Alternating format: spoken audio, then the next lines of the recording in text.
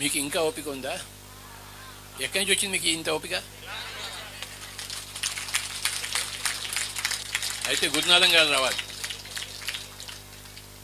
ఒకసారి చెప్పలు పెడతాం గురునాథం గారికి. ఆయన ఫస్ట్ ఒక పాట పాడాలి.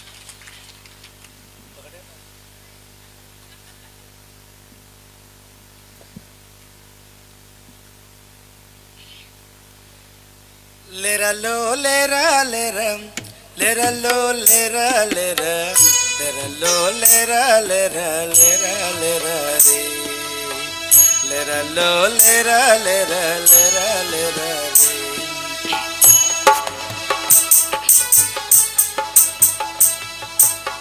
శ్వాస మీద ధ్యాస పెట్టి హాయిగా కూర్చుంటే, శ్వాస మీద ధ్యాస పెట్టి హాయిగా కూర్చుంటే మనసే మనతోటే ఉండిపోతది, ఆత్మే గాలిలోన తేలిపోతది. మనసే మనతోటే ఉండిపోతది, ఆత్మే గాలిలోన తేలిపోతది.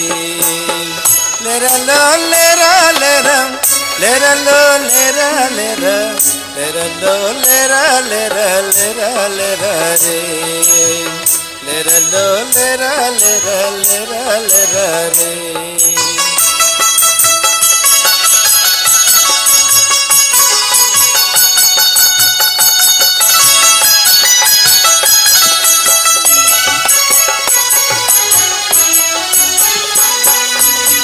పుట్టక ముందు మనం ఎక్కడుండే వాళ్ళం, పుట్టక ముందు మనం ఎక్కడుండే వాళ్ళం, పోయిన తరువాత ఎటు వెళతామో.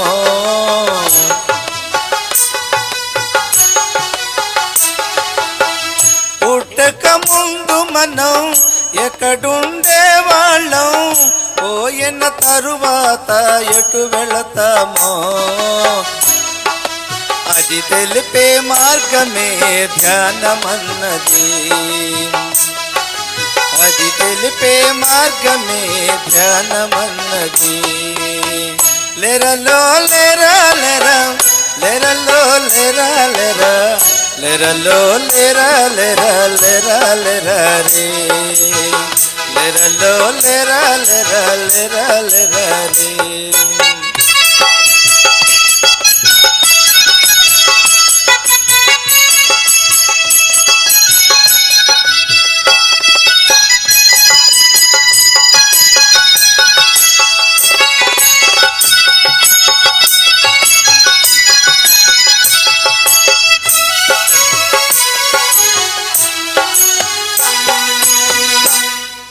తెచ్చుకుంది నూరేళ్ళంట, జీవించేది సగమేనంట, బ్రతుకే భారముగా మోస్తూ ఉంటారా, సత్యమే తెలియకుండా కన్ను మోస్తరా.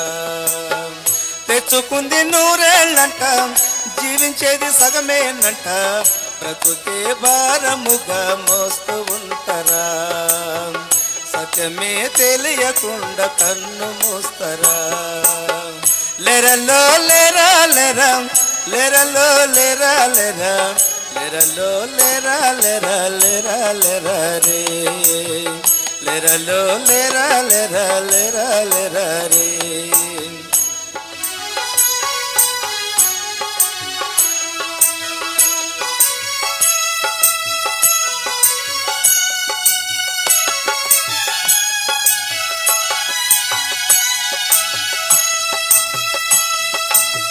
జీవితం ఓ నాటకం, ప్రేమలన్నీ ఓ బూటకం, బంధమని మాయలోన చిక్కుకోకుమా, కళ్ళు మూసి గమనిస్తే స్వర్గమే సుమా.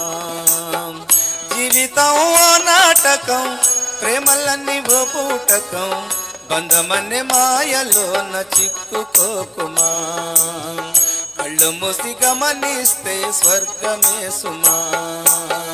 లెరలో లెరా లెరా లెరలో లెరా లెరా లెరలో లెరా లెరా లెరా లెరా రే లెరలో లెరా లెరా లెరా లెరా రే.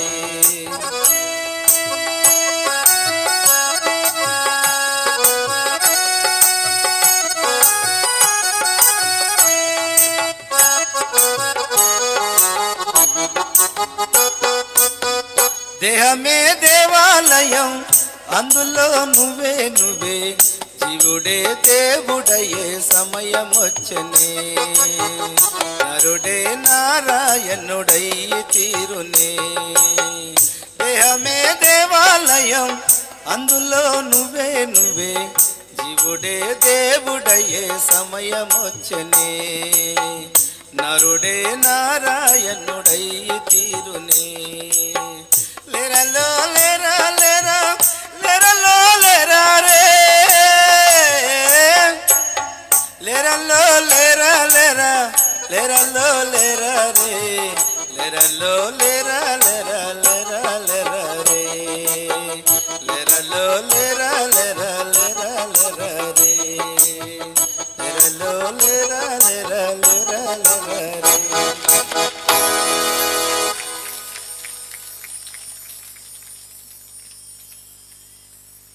ముందుగా బ్రహ్మర్షి పితామహ పత్రిజీ గారి ధన్యవాదాలు. నా పేరు గురునాథం, మాది నరసరావుపేట దగ్గర తుంగపాడు. మరి పిడుగురాళ్ళలో టైలరింగ్ చేసుకొని బతుకుదామని వచ్చాను. అక్కడ స్వాస్థ్యమైన ధ్యాసని ఒక బ్యానర్ చూసి లోపలికి వెళ్ళటం, పిడుగురాళ్ళ పిరమిడ్ సొసైటీ వారు అప్పటికి అద్భుతంగా క్లాసులు నిర్వహిస్తూ ఉండటం, అక్కడి నుంచి నాకు అసలు ఇదేంటో తెలుసుకోవాలి అనే ఎరుక నాకు కలగటం, అక్కడి నుంచి చేతి విజ్ఞానం, ఇలా అడవులోకి వెళ్ళి ధ్యానం చేయటం, మౌనాలు ఉండటం. 41 రోజు 170 200 రోజుల దాకా మౌనంలో ఉన్నాను నేను. ఏమి ఆహారం ఏమో చాలా తక్కువ తీసుకునేవాడు. పొద్దున్న 2 ఇడ్లీ, సాయంత్రం 1 చపాతి, 2 కాఫీ, ఇలా మొత్తం 200 దగ్గర 200 రోజులు ఉన్నాను. మొన్న లాస్ట్ టైం అయితే 22 రోజులు ఓన్లీ వాటరే, 22 రోజులు ఆహారం లేకుండా రోజుకు 15 నుంచి 20 గంటల సాధన. కేర్ సెంటర్లో కూర్చుంటే ఇలా సాధన చేస్తూ ఉంటే ఇంకో సంవత్సరమైనా ఉందా అనిపించింది. నిజంగా తింటేనే అనేకమైన ఆలోచనలు వస్తాయేమో, ఏమి లేకుంటే. అంటే ఇటు నుంచి తీసుకునే ఆహారం కంటే ఇటు నుంచి తీసుకునే ఆహారం చాలా శక్తివంతం అని నాకు అర్థమైంది ఆ రోజు. ఈ సత్యాన్ని అందరికీ చెప్పాలి, మరి ఆనందం మనలోనే ఉంది అని అనిపించింది. ఆ కేర్ సెంటర్లో ఎన్నో అనుభవాలు. కళ్ళు మూసుకుంటే మీరందరూ కనిపిస్తున్నారు, కళ్ళు తెరిస్తే కళ్ళు మూసుకుంటే ఎంతోమంది, ఒక లోకము, ఒక ప్రపంచము ఏదో గందరగోళంగా ఉంది. దాన్ని తెలుసుకునే ప్రయత్నంలో ఎంతోమంది మాస్టర్స్ని, అనుభవాలు, వీడియోలు, బుక్స్, మరి ఎంతోమంది, ఇవన్నీ తెలుసుకోవటం నాకు చాలా ఉత్సాహం అనిపించింది. నిజంగా ఈ కష్టాలు, దుఃఖాలు, రోగాలు, బాధలు, భయాలు ఈ నిజంగా భగవంతుడు పెడతాడా?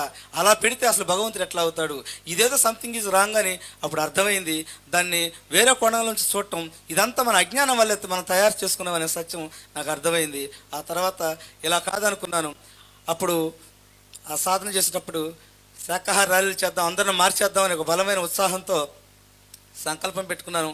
మన పిడుగురాళ్ళ సొసైటీ వారు ఎంతోమంది సహాయ సహకారాలు అందించారు.